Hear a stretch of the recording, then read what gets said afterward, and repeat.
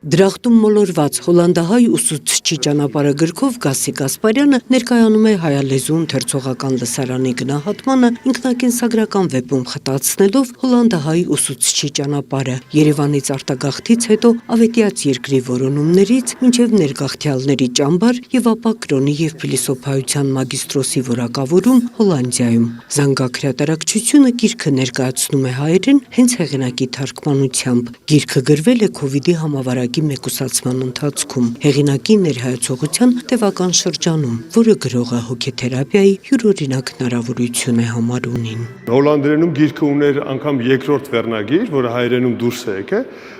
Երկրորդ վերնագիրն է հետևյալն էր. հավատա, մտածիր եւ համարձակիր։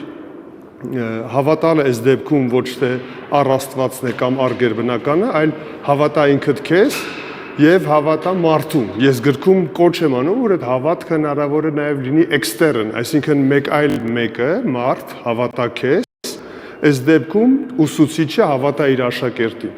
Եվ երբ որ այդ հավատքը կա, այդ հավատքը կարող է հրաշքներ գործել։ 90-ականների Երևանից 11-ամյա պատանու հեռացումը շրջադարձային էր նրա կյանքում։ Լեզվի եւ ինքնության կորստի տագնապները, նոր միջավայրին եւ մտածողության ադապտացումը եւ անպատասխան հարցերի մշտական փնտրտուքը գրքում շարադրվում են գեղարվեստական պատումի եւ փաստագրության հմուտ համադրումով։ Դժվարությունները հաղթահարելու, պատնեշները ճեղքելու եւ երբեւե հույսը չկորցնելու իր փորձառությունը հեղինակը վերածում է ուսուցչի գլխավոր պատգամի, երբեւե չհանձնվել ու չկորցնել հավատը։ Հեղինակը իհարկե ասում է, որ շատ կարևոր է դպրոցը, շատ կարևոր է ուսուցիչը, ուսուցչի այս առաքելությունը եւ այդ առաքելության գիտակցությունը, որպեսզի մենք երեխաների մեջ բարի սերմանենք, հավատանք նրանց։ Ամենագլխավոր ուղերձը գրքի հավատն է աշակերտի նկատմամբ, որը նրան թևեր է տալիս եւ նրան դարձնում է ինչ-որ բան, այնպեսին ինչպեսին նա դառնում է։ Գրքում անդրադարձ կա նաև հեղինակի կյանքում նարեկացու հայտնությանը, վերադառնալով հիասթափությունների, պատրանքներից հրաժարումի ու դառն իրականության հետ բախման դժվար օրերին, Գասի Գասպարյանը փաստում է, հենց այդ ժամանակ իր համար բացահայտեց նարեկացու մեծ ու ամոքիչ փիլիսոփայությունը եւ ընկերացավ նրա հետ։ Ինքը այս դժվարությունների շրջանում,